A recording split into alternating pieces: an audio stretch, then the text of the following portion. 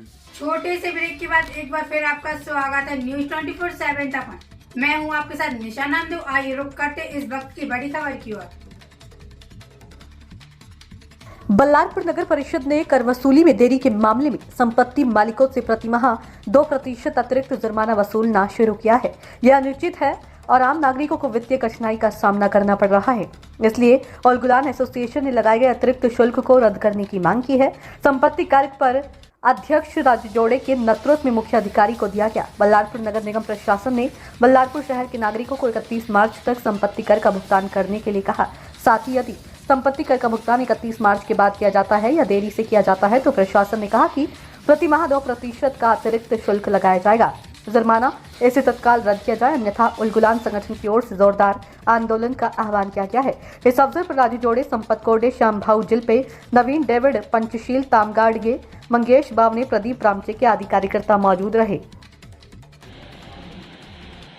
आज उलगुलान संघटनेच्या माध्यमातून नगर परिषद सीओ साहेबांना निवेदन दिलं। सगळ्यांना कर वसुलीच्या नावाखाली बल्लारपूर कर नागरिकांच्या 24% कर व्याजाचा कर घेऊन बल्लारपूर नागरिकांची आर्थिक फसवणूक करत आहे। महसूल विभाग, महाराष्ट्र सरकार, नगर परिषद या लोकांनी मोठ्या प्रमाणात 24% कर साधारण लोकांकडून घेऊन 6 महिन्या टॅक्स भरणं होण्याआधीपासूनच लोकांकडून व्याज घेऊन लोकांची आर्थिक फसवणूक करत आहे। नगर परिषद बल्लारशानी महाराष्ट्र महसूल खात्याने 24% व्याज जे 2% दर महिन्याचे घेत आहे ते व्याज रद्द करावं। त्या टॅक्सच्या माध्यमातून भारतीय जनता पार्टीचे महासांस्कृतिक मेळावे भारतीय जनता पार्टी पैशाची उधळण करत आहे।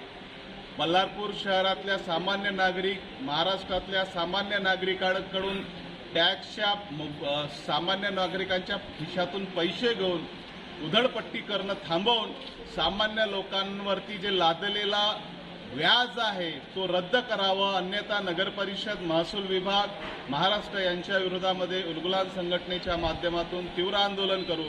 महाराष्ट्र सरकारच्या सांस्कृतिक कार्यक्रमामध्ये मोठ्या प्रमाणात सामान्य लोकांचे व्याजाचे पैसे लागलेले आहे। ही उधळपट्टी भारतीय जनता पार्टीने बंद करावं। नगर परिषदनी जे आर्थिक भुर्दंड लावलेला आहे ते रद्द करावं।